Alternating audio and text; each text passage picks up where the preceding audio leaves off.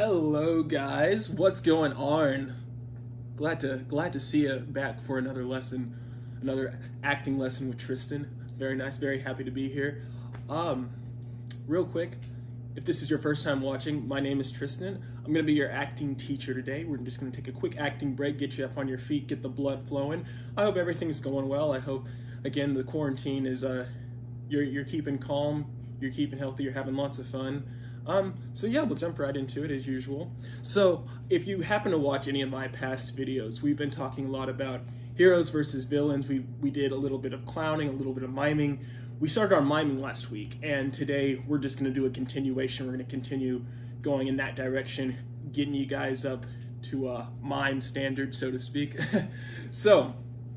So what we talked about last week was we talked a little bit about the history of miming and the history of clowning. We talked about how it came from the Greeks, of course, but how they originated with masks and how originally mimes did actually talk. It was just throughout history and stuff, performers, they found that they could communicate more somehow without talking.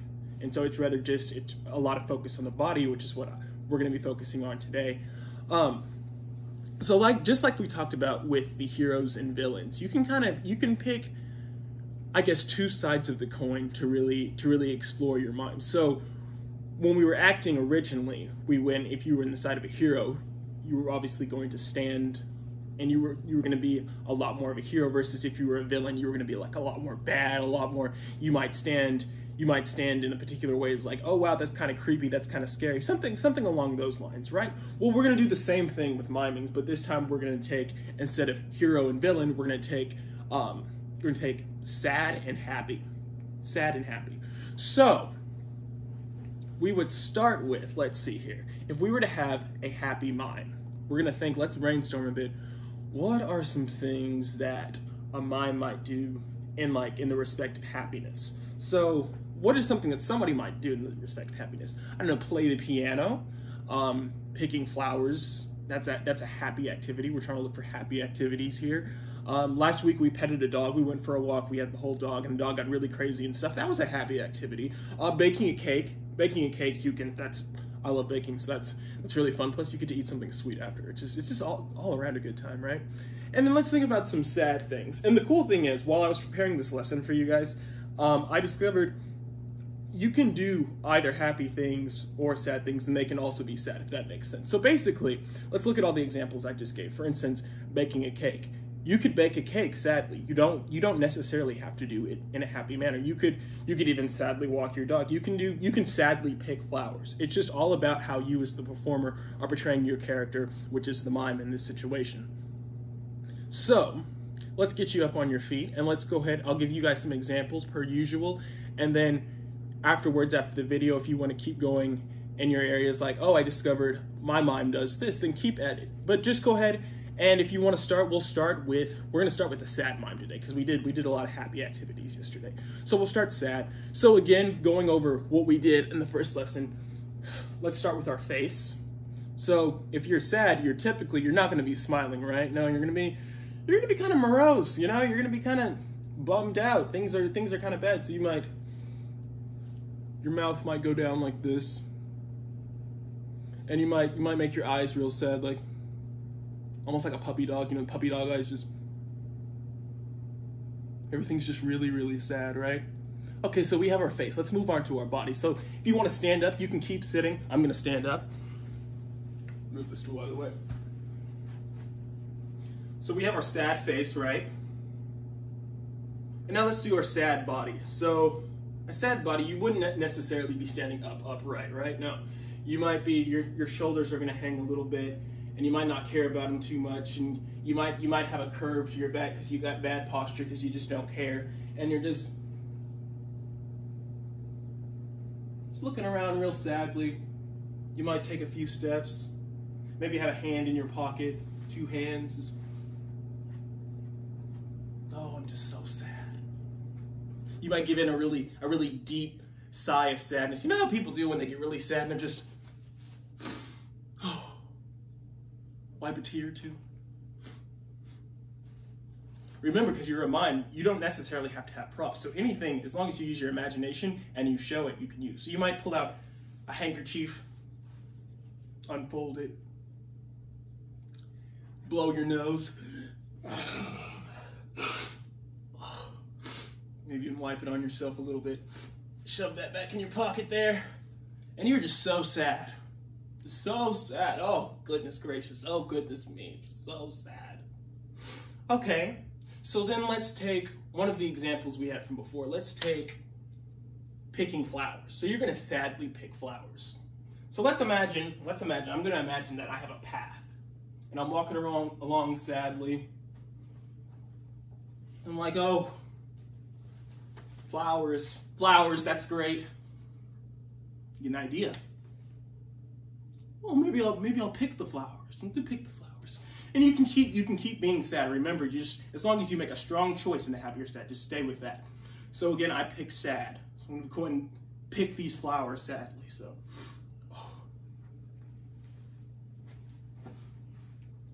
go. And you pick the flowers. And you can maybe even keep crying, and you can wipe your eyes with the flowers. And if you have allergies like me, then that just makes the tears worse. So then you got to pull out your handkerchief again and just you stuff that back in, and then maybe you even get confused and you try and blow your nose with the flowers, and snot all over your flowers. So it's just really bad. So you keep picking the sad actions, you keep picking the sad flowers. And now you have a thing of flowers. And you get up and you look at the flowers and you're like, maybe things aren't that bad at all. Maybe these flowers help cheer me up, in fact. And you think, oh, maybe if I breathe in the flowers. So you can breathe in the flowers. And actually, these flowers are joke flowers, because as soon as you breathe in, they squirt water all over you.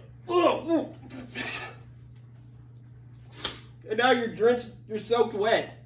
The flowers you picked, they soaked your clothes. You're not dry anymore. So you look at the flowers, they're all limp and stuff. You shake them around and stuff. You're like, what am I supposed to do with these? And you put the flowers in your back pocket. And you keep walking along. Okay, so that's pretty short, right? That's pretty to the point. I'm being a little bit more vague this time, because we have the other lessons. And you guys, I think at this point, you can get really into detail. Whatever world you create for your mime, that's whatever world that you're going to react to, which is actually something that I really want to stress in this.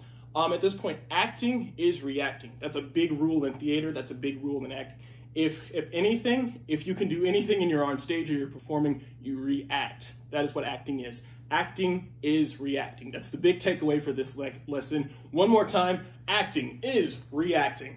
Okay, cool. So now that we have that out of the way, let's go ahead and let's move on to the happy mime. So we have the sad mime. We know what the sad mime does. We know how to be a sad mime. But let's do happy, and this time, let's do baking a cake, because I think baking a cake would be really fun. So this time, we'll gear up, and just like last time, I have a happy face this time. And you can really exaggerate it with a mime. You can really be over the top, over just as much energy as you can, to the point where you look silly, right? Because you want to look silly. So you're just the happiest mime anybody has ever seen, and you walk into your kitchen and you're like, ooh, an idea again. I got an idea. What if we bake a cake? And you rub your hands and you lick your lips, because a cake is that sounds really, really good. So what do? You go to the fridge. You go to the fridge, you open the fridge, and when you look inside of the fridge, you look and you peer and stuff. You don't look for snacks, because you're gonna make the cake. That's gonna be the snack. And you're like, oh, okay, there's the milk. We need the milk. Set the milk on the counter. Where's the eggs? Okay, we got the eggs. Set the eggs up. Let's see here.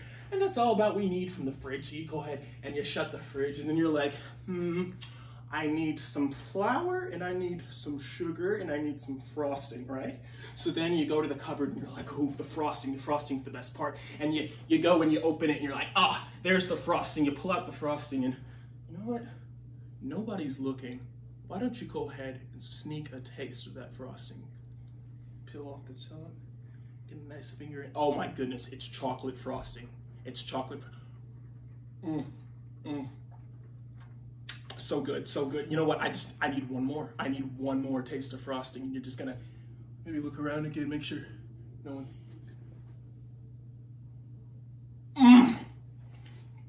Oh my God, so good, so good. Frosting is so good. And just put that over there. Wipe your finger on your leg, because you know you don't want frosting fingers. You're like, okay, cool. And then you need the sugar. You take the sugar out, and you take the flour out. You shut the cupboard. You don't want to leave things open. You go back over here. Here's your counter. You got all your things for making it. You want to show the excitement. Again, keep the excitement. You're a really happy client. Show the excitement. You're like, oh wait, gotta preheat the oven. So you go over here to the oven. You go over here to the oven, and the oven is going to be at 375. It's at 350 now, so we're just gonna. Till you get to 375, turn the oven on. Okay, good. It's preheating. It's preheating. Cool. So then you come back over here, and you're like, I have all these ingredients. What do you do to get all the ingredients together? You mix, right? So cool. Let's look under here. We keep the bowls and we keep the spoons under here. Let's see here. Pull out a bowl right there, put that there. Shut that. We need a spoon. We open this up, we pull out the spoon. Very nice, very nice. Put that back in. So we're here at the counter. So let's see. The next step. Okay, we gotta mix everything. We gotta mix everything really, really good. So you take your bowl now that you got. You take your flour. You take your sugar, just a little bit of sugar, not as much flour. Put that back. And then, let's see here. The milk. Open the cap, put that there. Not too much. Oh, perfect, there we go. Put that back. Let's see here. Now we have to mix. Now we gotta mix. So you take your bowl, you take your spoon that you put down on the counter, and you just mix. And you mix, and you mix, and you mix, and you mix this way. Oh, really good. And you check it. How's the consistency? Not too bad. And you keep mixing it, And you take another sip at all the mix there. And just as good. Cool. So we put this over here. Now we've got our mixture for our cake. We've got the whole mixture. So now we need a cake tin to bake the cake. So we go ahead and we open the cupboard again. And we pull out the cake tin. We're like, looking pretty good. This is gonna be a really nice cake. We put it back and we show that excitement some more. We're like, oh, we're so excited for this cake. This is gonna be a fantastic, the best tasting cake ever. And then we pour into the cake tin all the batter, everything that we just mixed back up. We put that there. We're like, oh, let's go, let's check the oven. And we are at 375, and things are just really getting good. Things are getting so good. So then we take the cake tin, we move it over here, we set it right on top of the oven, right? We open the oven up, we put it inside, and we shut it. And then we might even wait on the cake. We might even try and watch the cake bake, because we're just so excited to eat this cake. So we show our excitement. We pace in front of the oven. Ooh, this is gonna be such a good cake. This is gonna be the best tasting cake ever. And then it's kind of taking a minute. It's kind of taking a second for this cake to cook. I don't know what time is it. Okay. Walk back and forth, and this cake's really taking a long time. You know what? I'm just gonna sit here and just watch this cake for a second. And you watch the cake, and you keep checking the time, but you're still excited because you're a happy mom. So you still keep clapping your hands and rubbing your hands and showing your excitement. Remember, you're reacting to the fact that you're excited about the cake baking. You're reacting to the cake baking. So you get to watch the cake and, ooh, it's kind of smoking there. That's something, okay.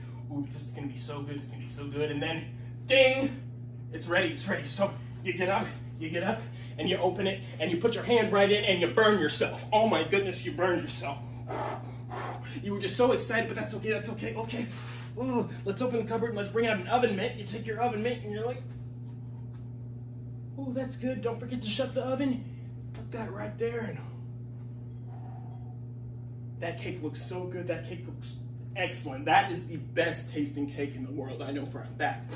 And then you go over here because you're so excited. You're like, where's the frosting? Here's the frosting. Put the frosting there, you open the cupboard again. I need a spoon to put the frosting. You can't just put the frosting on with your finger. That'd be gross. That's why you wiped your hand on your jeans earlier. And you take your spoon, you shut that, and you get the frosting and just get it going. Oh, it's so good. Get some more frosting in there. Oh, it's gonna be so good. And you put it back, and then you go and you're like, I want to taste my cake. So then you pull out your knife, put that back. And you might even test the knife to make sure it's sharp, and you might accidentally nick yourself. Ooh, ouch, that hurt. So then you cut the cake. You cut the cake real good.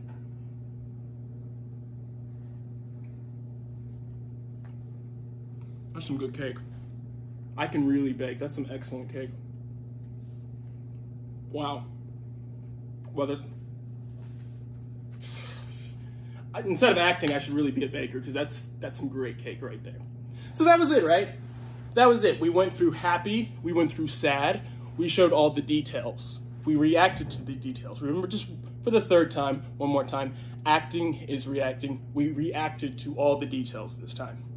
So the cool thing about this is that, like we talked about with the villain, is that you can actually add music to your miming. In fact, it's a lot more fun because you're not talking and you don't want just silence and just the awkward noises of you being a mime. It's really fun to put it to music. So during this next week, before you watch my next video, I want you to practice either your happy or your sad mime, and practice on your reactions. Practice on reacting to what you're doing. If you know you're doing something, and especially, most importantly, if the audience, or if you can't see what you're actually doing, then you need to react. And that way, the audience knows what's going on. Because see, if you're tasting a cake, and you're like, okay, that cake tastes good, you're not really showing what you're doing, you're just kind of tasting the cake. But it becomes a lot more fun when you taste the cake and you react.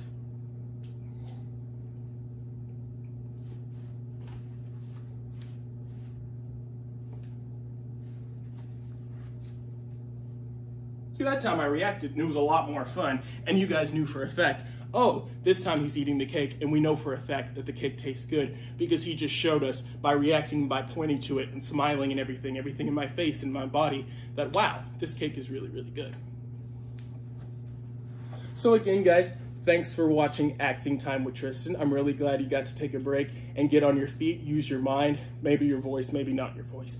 You shouldn't be using your voice if you're a mime. Mimes don't talk. So, the next time we come back, we'll be adding a little bit of music to our miming. And in the meantime, if you have any questions or concerns, or anything you'd like me to re-go over, you can email us at info@communityworks.org. Again, that's info@communityworks.org. And give me any suggestions or questions you might have. I really enjoyed getting to be a happy and a sad mime today. I'm really glad we got to bake a great cake. I hope that you guys had some really good mime adventures, and you continue to have some mime adventures. And again, next week we'll be working some with some music and stuff, so it's not so awkward. But next week I won't be talking at all. So have a good week, guys. Stay healthy, stay sane, and we'll see you next time.